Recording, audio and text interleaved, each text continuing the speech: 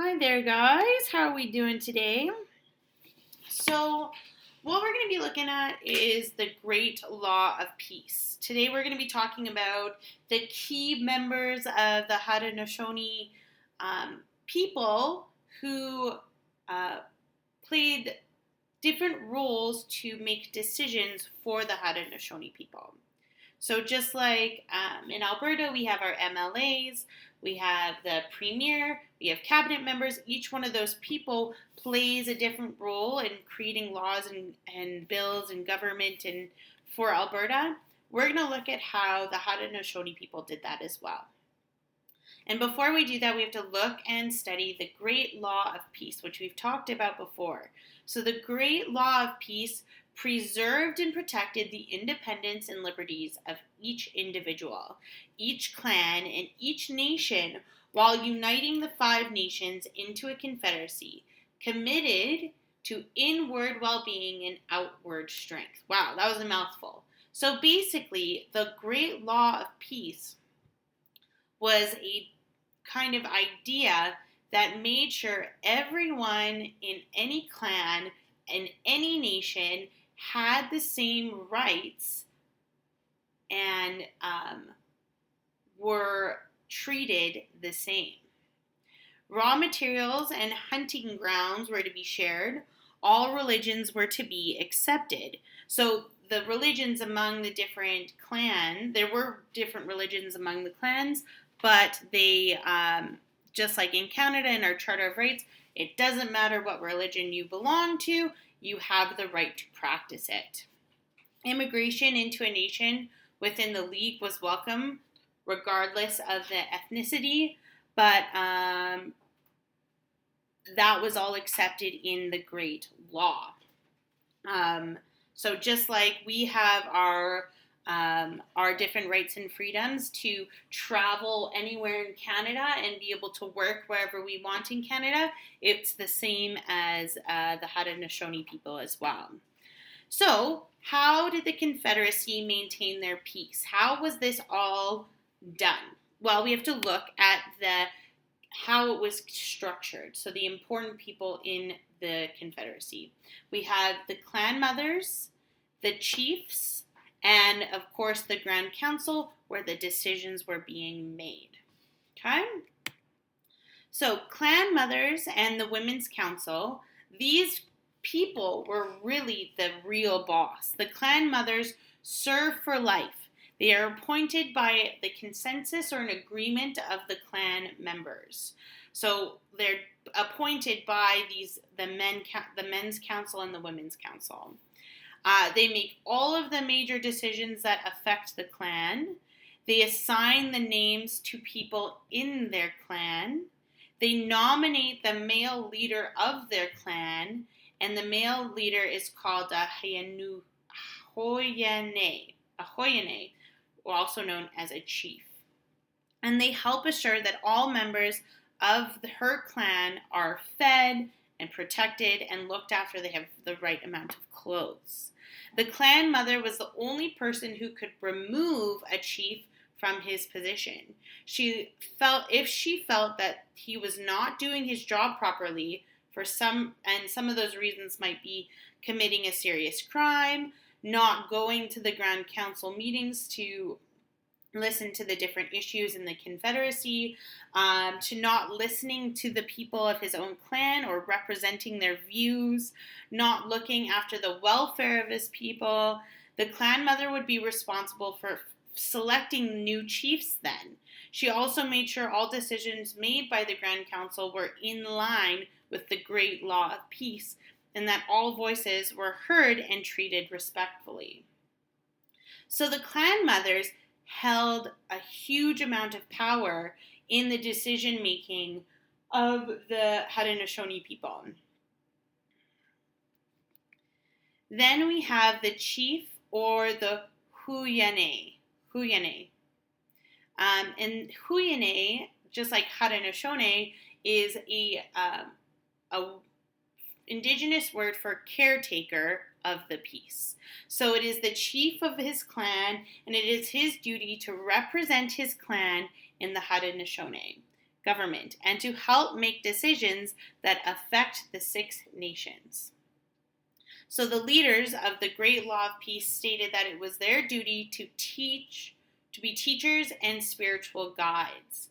The Huyane is selected for life by the clan mother and not for a defined segment of time. So, if you are selected as a Huyane, then you are selected by the clan mother and you are selected for the life or until the clan mother decides to allow someone else.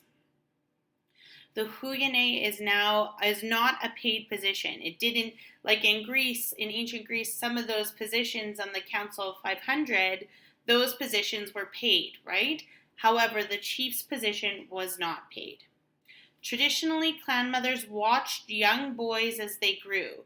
They chose men to serve as the clan's Huyane after years of observation. So if you showed the right qualities to be the chief of a clan, that would be seen by the clan mother.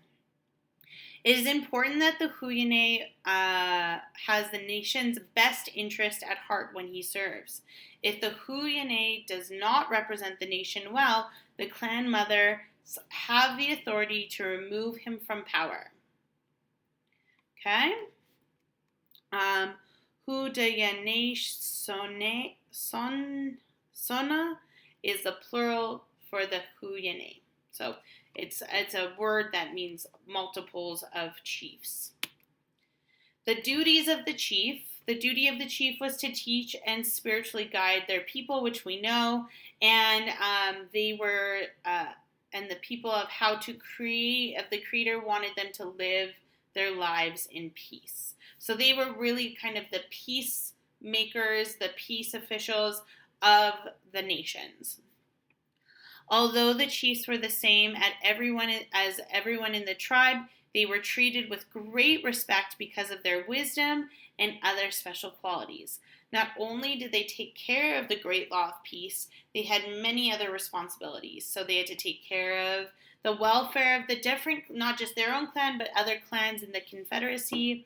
They had to make sure that all the rules of the Great Law of Peace were being upheld. War chiefs selected by the nation to sit on the Grand Council during wartime.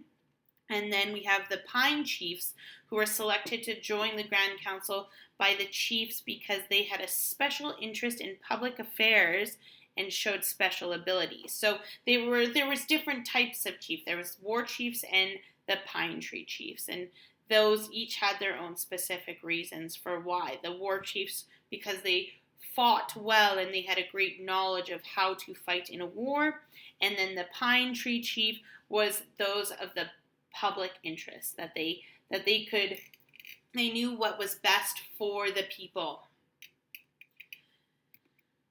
The Haudenosaunee chose their Grand Council depending on the nation. So each nation, the Onondaga, the Mohawk, the Seneca, they were allowed a certain amount of chiefs.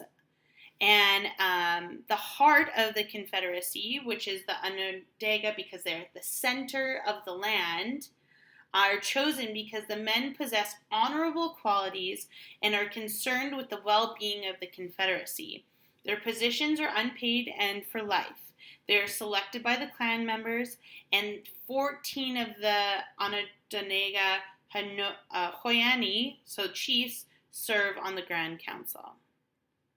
Then there is the Mohawk and the Seneca, the elder brothers of the Confederacy. They are the outside nations of the land. If you're thinking about the land, they are the ones that are on the outside. They look over the west and protectors of the east. Their chiefs are chosen because the men possess honorable qualities and are concerned with the well-being of the Confederacy. Their positions are also unpaid, and they are selected by the clan's mothers.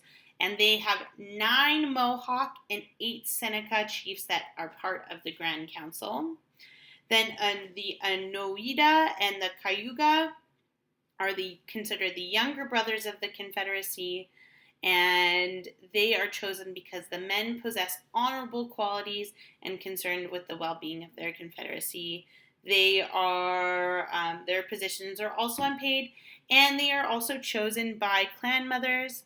The Grand Council is made up of 10 Cayuga and 9 Onondaga chiefs. Okay?